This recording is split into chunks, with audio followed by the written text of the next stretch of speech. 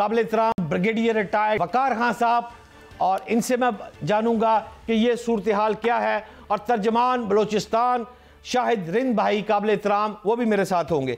शुरू करता हूँ प्रोग्राम, तो शाहिद रिंद भाई से मैं शुरू करूंगा। शाहिद भाई अस्सलाम वालेकुम। वालेकुम सलाम शहजाद भाई, आप खैरियत से हैं? अल्हम्दुलिल्लाह। शाहिद भाई, बलोचिस्तान में क्या हो रहा है, सारी बातें आपके पास हैं। बलोच दहशतगर्द जो तंजीमें हैं उनका एक वाज़ेह एजेंडा है, और सिक्योरिटी इदारों सी पैक की बात कर लूँ, चीनी मफादात की मैं अगर बात करूँ, मुज़ाकरात पर मेज़ कर आने के लिए ये लोग तैयार नहीं हैं। इंटेलिजेंस बेस ऑपरेशन जो है वो मतलूबा नताइज फिल वक्त तो मेरी निगाह के मुताबिक नहीं दे रहा। तो फिर क्या आपके पास है शाहिद भाई? यही निकलता है ज़रबे अज़ब और रद्दुल फसाद जैसे बड़े ऑपरेशन ही आखिरी मराहिल होंगे। जी शाहिद भाई। शहजाद भाई, पहले तो आपका एक वर्ड जिस पे मैं चाहूंगा कि आप नजरसानी करें, आपने कहा कि बलोच दहशतगर्द। देखें, दहशतगर्द होता है, उसकी कोई जात, कोई जो है ना कौमियत नहीं होती। वो दहशतगर्द होता है जो एक आम इंसान को, एक आम मुसाफिर को कत्ल करे। उसे आप किसी भी कौमियत से जोड़ दें, लेकिन वो दहशतगर्द ही कहलाएगा। सबसे पहली बात तो ये है। इस पे मैं माजरत भी चाहता हूँ क्लैरिफिकेशन पे, लेकिन जो सिचुएशन है उस सिचुएशन में हमें ये डिफरेंशिएट करना नहीं, आपकी राय है, एहतराम है आपकी राय। थैंक यू शाह साहब। दूसरी बात यह है कि देखें, इस वक्त जो बलूचिस्तान की सूरत हाल है उसको जरा हम मतलब ये कोई ऐसा नहीं है कि चंद हफ्तों में या चंद महीनों में मर्ज हुई है। बलूचिस्तान को इस सूरत हाल का सामना गुज़िश्ता 2 दहाइयों से है। गुज़िश्ता 2 दहाइयों से सबसे बड़ा जो सेटबैक रहा बलूचिस्तान की जो माजी की प्रोविंशियल गवर्नमेंट्स रहीं उन्होंने, और पाकिस्तान की एक मखसूस पॉलिटिकल क्लास ने इस्लामाबाद को, पॉलिसी साझेदारों को इस बात के कंफ्यूजन में रखा कि जी मुज़ाकरात से मसलों को हल किया जा सकता है। आप सबके सामने है आगाज़ हुकूक बलूचिस्तान पैकेज हो या फिर नेशनल एक्शन प्लान जब बन रहा था उस वक्त की बातचीत हो, आप अंदाज़ा लगाएं कि कौमी क़यादत को किस हद तक कन्फ्यूजन में रखा गया कि नेशनल एक्शन प्लान में जो दहशतगर्दी की डेफिनेशन है उसमें मजहबी दहशतगर्दी तो दहशतगर्दी कहलाती है, लेकिन एथनिक ग्राउंड पे जो दहशतगर्दी है उसकी कोई डेफिनेशन नहीं दी गई। तो ये वो चीज़ें हैं जिनके नतीजे में बलूचिस्तान में जो भी चीज़ें वक्तन की गई वो रिजल्ट ओरिएंटेड नहीं रही। अब इस वक्त हमें जिस चैलेंज का सामना है, गुज़िश्ता 1 साल में हम कभी भी ये नहीं कह रहे कि बलूचिस्तान में लॉ एंड ऑर्डर की सिचुएशन बहुत बेहतर हो चुकी है।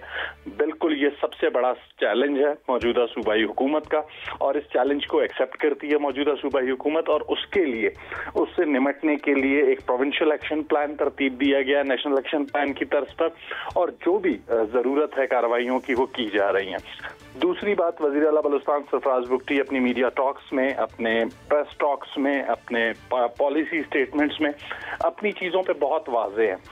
उनका ये मौक़िफ़ है कि बलूचिस्तान में अगर डायलॉग करना है तो उसका फैसला भी मुंतखब कौमी असम्बली, सूबाई असम्बली ने करना है, और अगर डिटरेंस के साथ कार्रवाई करनी है तो वो भी पॉलिटिकल ओनरशिप के साथ की जाए। लेकिन ये जो हाफ कुक्ड चीज़ें की जाती हैं वो ना की जाएं, इस पर वो बहुत क्लियर है।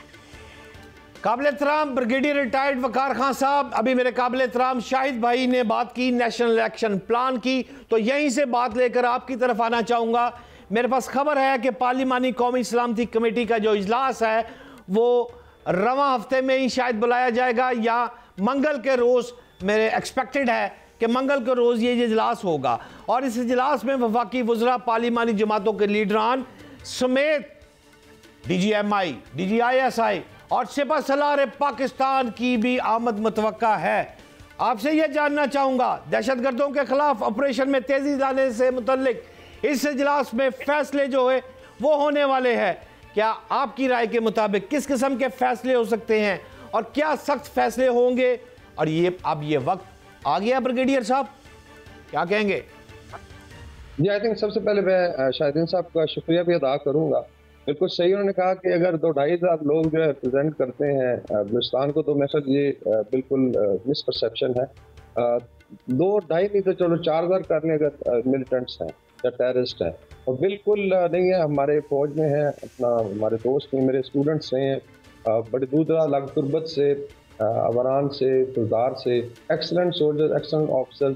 फवाद बुगटी साहब भी बुगटी कबाइल से ही ताल्लुक़ है, लेकिन इसको वज़ीर आला फ्रंट से लीड कर रहे हैं। रिंद साहब हमारे पुराने दोस्त भी हैं। तो मैं ये ज़रूर बात करूँगा कि ہی رائٹ کہ دہشت گرد کا کوئی نہ مذہب ہے، نہ یہ بلوچ قوم کو ریپرزینٹ کرتے ہیں، نہ انسانیت کو ریپرزینٹ کرتے ہیں. اس میں بڑی کلیئرٹی ہونی چاہیے. ہاں یہ ضرور ہے کہ ایک بس پرسیپشن بنائی جا رہی ہے بھارت کی طرف سے، خدا نہ خواستہ جو ہے ریوولٹ میں، ایسی چیز نہیں ہے. باقی آ جاتے ہیں اس نیشنل الیکشن پلان پہ جو بات چیت ہوگی. اس سے پہلے ایک صرف میں بتا دوں کہ ایک ٹرائنگل ابھی بن چکی ہے جو بڑی کلیئر ہے، جس کا ایک سرا دلی میں ہے، ایک کابل میں ہے، اور فرنٹ لائن پہ یہ دو بڑی دہشت گرد تنظیمیں ہیں، BLA ہے یا اس کے ایفیلیٹس ہیں لائک براس وغیرہ، اور اسی طریقے سے پھر TTP ہے.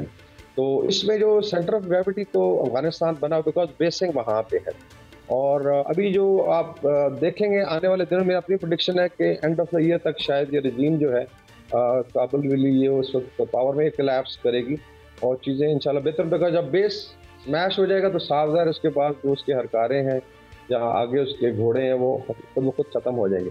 تو اس میں بھارت کے ساتھ بھی ابھی آئی تھنک لٹرلی میری اگر رائے لی جائے تو اس سے وار کا ٹائم، بیکاز انڈکلیئرڈ وار آپ پہ امپوز کی کہ اس کے میڈیا نے، سوشل میڈیا پہ، مین اسٹریم میڈیا پہ پورا ساتھ دیا ہے، انسائٹ کیا ہے وائلنس کو، اور یہ انٹرنیشنل کرائم ہے، وہ آلریڈی ایکسپوز ہے کینیڈا اور امریکہ میں. تو میرے خیال میں تو یہاں تک ہے کہ اگر سروائیول کی بات آتی ہے پاکستان اور بلوچستان کی، پھر نہ پھر دلی بچے گا، نہ پھر ممبئی بچے گا، نہ پھر کلکتہ بچے گا. ٹھیک ہے، کیونکہ پاکستان کے پاس یہ بیر بدول ہے. بھارت کے اندر کوئی 7-8 بڑی فالٹ لائنز ہیں، پھر خالستان بھی کھلے گا، مقبوضہ کشمیر بھی ہاتھ سے جائے گا ان کے، اور انشاءاللہ تعالیٰ نارتھ ایسٹ بھی جائے گا. اس خوش فہمی میں نہ رہے. باقی جو آئی تھنک میجر ڈیسیجن ہونے جا رہے ہیں، ایک تو اوور آل ریویو کیا جائے گا سیکورٹی سچویشن کا، اور چونکہ ابھی جو جس طرح DGISPR نے کہا کہ رولز آف گیم تو خود انہوں نے بدل دی ہیں BLA نے، تو اگر بدل دیے ہیں گراؤنڈ پہ تو اس کے بعد جو رسپانس ہے وہ بھی آئی تھنک فل فلیجڈ ہوگا. I think it should be an all out operation against the terrorist. باقی جو انگیجمنٹس ہیں بلوچستان کی ڈیولپمنٹ ہے انشاءاللہ وہ بھی جاری رہے گی. درست کہہ رہے ہیں قابل احترام بریگیڈیئر صاحب. شاہد ہند بھائی، جو ٹرائی اینگل کا بڑا اہم فکرہ ابھی بریگیڈیئر صاحب نے فرمایا، آپ نے بھی سنا ہوگا، تو اس حوالے سے آپ سے پوچھنا چاہوں گا کہ TTP اور بلوچ گروپوں میں بظاہر اتحاد تو اب ہو چکا ہے اور دونوں افغانستان سے آپریٹ بھی کر رہے ہیں. میں آپ سے یہ جاننا چاہتا ہوں کہ اس اتحاد کی اطلاعات اب کنفرم آپ کے پاس بھی ہوں گی. حکومت بلوچستان اس وقت کیا حکمت عملی اپنا رہی ہے اور کیسے سیٹسفائی ہے وفاقی حکومت سے؟ دیکھیں، ایک چیز بہت واضح ہے، حکومت بلوچستان کی جو پالیسی ہے ڈے 1 سے سرفراز بگٹی وزیر اعلیٰ بلوچستان اس بات پہ بہت کلیئر رہے ہیں کہ بلوچستان میں جو سچویشن یا جو چیلنج ہے وہ 1 یا 2 دن کا نہیں ہے، وہ گزشتہ 2 دہائیوں کا ہے. اس سے نمٹنے کے لیے ہمیں ڈوئل پرونگ اسٹریٹجی کی ضرورت تھی. ایک طرف کائنیٹکس کی ضرورت تھی، جن کائنیٹکس کو lead security forces, Pakistan army, frontier corps Balochistan police, CTD levies, انہوں نے لیڈ کرنا تھا. اور نان کائنیٹک کی جو ذمہ داری تھی وہ پولیٹیکل سائیڈ کی تھی. بڑے افسوس کے ساتھ یہ کہنا پڑتا ہے کہ بلوچستان میں ایک بہتر اگر حکومت پچھلی حکومتوں کے مقابلے میں کوئی آئی تھی تو وہ پچھلے ادوار میں جام کمال کی تھی، لیکن اس وقت ایک پولیٹیکل ایڈونچر کیا گیا. اس پولیٹیکل ایڈونچر کے نتائج آج ہم بھگت رہے ہیں. اس کے بعد موجودہ جب صوبائی حکومت آئی ہے وزیر اعلیٰ بلوچستان سرفراز بگٹی کی سربراہی میں، تو نان کائنیٹک کی اینڈ پہ جو سب سے اہم ترجیح ہے وہ لا اینڈ آرڈر کو مینٹین کرنا ہے، اس میں گورننس کا جو ہے ماڈل ٹھیک کرنا ہے اور ڈیولپمنٹ کا ماڈل ٹھیک کرنا ہے. اس کے ساتھ ساتھ بلوچستان کا جو نوجوان جو ڈس انٹیگریٹ ہے فیڈریشن سے، اسے دوبارہ فیڈریشن کے ساتھ جوڑنے کے لیے ایفرٹ کرنی ہے. اسی لیے وزیر اعلیٰ بلوچستان نے آنے کے ساتھ ہی سب سے پہلا جو کام کیا وہ بلوچستان کے یوتھ کو انٹیگریٹ کرنے کی کوشش کی تھرو اسکالرشپس اسکیم. آج بلوچستان کے بچوں کے لیے آکسفورڈ اور ہارورڈ کے دروازے کھولے گئے ہیں. بلوچستان کے کسی بھی اسٹوڈنٹ کو اگر PhD کرنا ہے تو اس کے لیے اس کی اسکالرشپس ارینج کی جا رہی ہیں. اس کے ساتھ ساتھ یوتھ اسکل ڈیولپمنٹ پروگرام ہے اور ایسی کئی چیزیں ہیں. ہیلتھ کے سسٹم کو پبلک پرائیویٹ پارٹنرشپ کے موڈ پہ امپروو کرنے کی کوشش کی جا رہی ہے تاکہ لوگوں کا ایک اعتماد جو ہے وہ بحال ہو ریاست پر. اور سب سے کہہ رہے ہیں شاہد بھائی بریگیڈیئر صاحب وقت کا تھوڑی سی کمی ہے میرے پاس، کائنڈلی بریگیڈیئر صاحب شارپ جواب دیجیے گا. افغانستان میں 20 سے زائد دہشت گرد تنظیمیں اور میری رائے کے مطابق TTP کے 6000 سے زائد یا لگ بھگ جنگجو جو ہیں وہ میرے ہی رائے کے مطابق موجود ہے. آپ سے پوچھنا یہ چاہتا ہوں قابل احترام بریگیڈیئر صاحب کہ تجارتی گزرگاہ آج 23ویں روز بھی ترکھم سرحد پر بند ہے کشیدگی کے باعث. تو ایسی صورتحال میں افغان حکومت ہمیشہ کی طرح کہہ رہا ہے میں نہ مانوں کی رٹ جو ہے وہ اس نے لگا رکھی ہے. آپ کے پاس آپشن کیا ہے حکومت پاکستان کے پاس؟